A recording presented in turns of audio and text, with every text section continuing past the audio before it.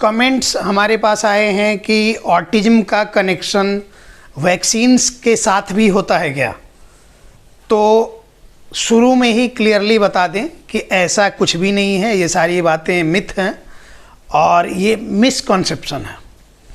और unauthorised sources से जब आप वीडियो देखते हैं, उनकी बातों को मानते हैं, तो इसी तरह की अनर्गल बातें, अनऑथराइज्ड बातें आपके दिमाग में आ जाती हैं और उससे भी आप जोड़ के देखने लगते हैं। तो ये सरासर गलत बात है, ये बेसलेस बातें हैं। अब समझाते हैं कि वैक्सीन क्यों दिया जाता है, किन के द्वारा प्रोवाइड किया जाता है, लेना क्यों ज़रूरी है, ये सारी बातें समझिए। हमारे यहाँ हमारी इंडियन गवर्नमेंट जो है, तो ये UIP मतलब यूनिवर्सल इम्यूनाइजेशन प्रोग्राम के तहत 12 डिजीजेज से बचने के लिए वैक्सीन्स उनका शेड्यूल होता है कि इस टाइम पे ये, इस टाइम पे ये, इस टाइम पे ये। वो सारा कहीं भी गवर्नमेंट ऑर्गेनाइजेशन में जहाँ पे आपके वैक्सीनेशन का जो सेंटर होगा, वहाँ से आपको एक कार्ड मिलता है और वो 12 डिजीजेज के लिए वैक्सीन दिया जाता है। तो अगर आप किसी गवर्नमेंट हॉस्पिटल से जो आपके आसपास में हैं, उससे अपने बच्चे को वैक्सीन दिलाते हैं, तो इन 12 डिजीजेज को वो कवर कर लेता है, जो कि इंडियन गवर्नमेंट का प्रोटोकॉल है, उसके तहत दिया जाता है। बात चूँकि बच्चों की हो रही है, तो बच्चों के केस की स्टडी करते हैं या फिर इसके जो डॉक्टर्स होते हैं, इससे रिलेटेड जो भी बातें होती हैं, उसको पेडियाट्रिक्स बोलते हैं। तो पेडियाट्रिक्स केसेस की बात होती है तो हर जगह, हर जो भी फील्ड है उसका एक एसोसिएशन होता है। हमारे यहाँ IAP है। IAP हमारे में भी ये है कि हमारा इंडियन एसोसिएशन फॉर फिजियोथेरेपिस्ट्स है। उसी तरह से IAP है, इंडियन एसोसिएशन ऑफ पेडियाट्रिक्स। तो IAP में वैक्सीन्स थोड़े ज़्यादा हो जाते हैं, जो गवर्नमेंट वाला है उससे थोड़ा ज़्यादा, क्योंकि कुछ चीज़ें जो उसमें IUP के तहत कवर नहीं होती हैं। अब चूँकि स्पेसिफिक इसका एसोसिएशन है, तो हर बार इसमें रिसर्च होते रहता है, क्या क्या संभावनाएं हैं फ्यूचर में बच्चों में प्रॉब्लम्स बढ़ने की। तो ये क्या होता है कि हमेशा अपग्रेडेड ये होता है, तो हर साल का एक लिस्ट आता है कि इसके अकॉर्डिंग वैक्सीनेशन देना चाहिए बच्चे को। तो प्राइवेट से, मतलब कहने का मतलब ये है कि प्राइवेट से आप वैक्सीन्स लेते हैं तो वो कॉस्टली भी तो पड़ते ही हैं, क्योंकि गवर्नमेंट वाला फ्री है और ये कॉस्टली भी पड़ते हैं। इसमें कुछ वैक्सीन्स ज़्यादा होते हैं, जैसे कि आप हेपेटाइटिस A की बात करें, टाइफॉइड की बात करें, इस तरह के कुछ और डिजीज को इसमें कवर किया जाता है, जो कि गवर्नमेंट वाले में नहीं है। अब बहुत सारे लोगों के मन में ये सवाल आएगा कि मतलब गवर्नमेंट वाला वैक्सीन लेना चाहिए या फिर ये प्राइवेट वाला लेना चाहिए। तो देखिए, आसपास में अगर आपके सुविधा है, जैसे हमारे यहाँ PMCH है, तो PMCH में इजीली सारे लोगों को मिल जाता है। तो वहाँ जो लोग जाना चाहें, थोड़ा गवर्नमेंट का सिस्टम है तो उसके लिए थोड़ा पेशेंस रहना चाहिए आपके पास। जाएंगे तो नंबर लगेगा, लाइन लगेगा, तो एक सिस्टम से जाएंगे तो ईजिली हो जाता है। तो आप गवर्नमेंट वाले में जा सकते हैं।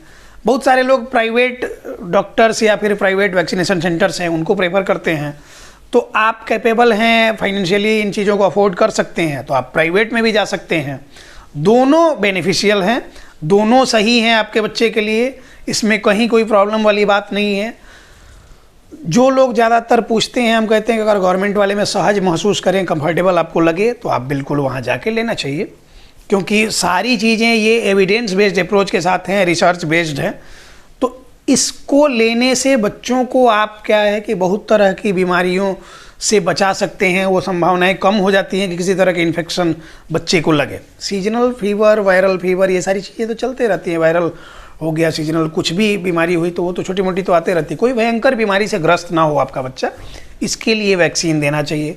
जैसे कोविड का सिचुएशन आया हमारे यहाँ, तो फिर हम लोग कोविड के लिए वैक्सीन आया, इम्यूनिटी को स्ट्रॉन्ग करने के लिए आया, हम सारे लोगों ने वैक्सीन लिया, वैक्सीनेटेड हो गए। और वो तो एक तरह से जैसे हर जगह सर्टिफिकेट वगैरह का ये होता है, तो वो भी आप कहीं बाहर जा रहे हैं तो जैसे मांग रहा था, तो उसी तरह बच्चों में भी सारा वैक्सीनेशन कंप्लीट करना चाहिए, नहीं तो आगे चल के बहुत सारी प्रॉब्लम्स फेस करनी पड़ सकती है आपको। इसलिए वैक्सीन लेना ज़रूरी है और इसका ऑटिज्म से कहीं भी कनेक्शन नहीं है। अब ये मिथ कहाँ से फैलता है?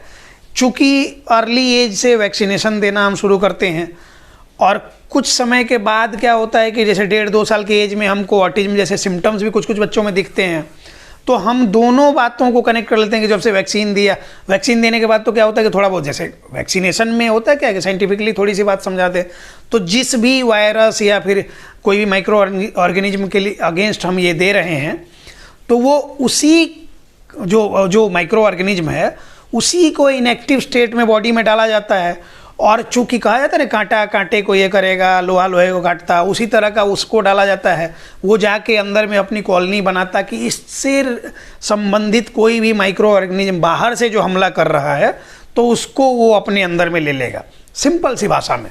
बाकी इसको अभी डिफाइन करने लगे तो बहुत लंबा चौड़ा हो जाएगा। बनाने का मकसद ये है कि आप समझें कि वैक्सीन और ऑटिज्म बस ये होता है कि ये कोइंसिडेंस है ऐसा कि आपको लगता है कि उसी टाइम में ये किया, आया तो बच्चा 2-3 दिन तबीयत खराब रही, फिर उसके बाद रोया, उसके बाद से ही हम ऐसा ये कर रहे हैं, बाकी और कोई बात नहीं है। वैक्सीनेशन सेफ है।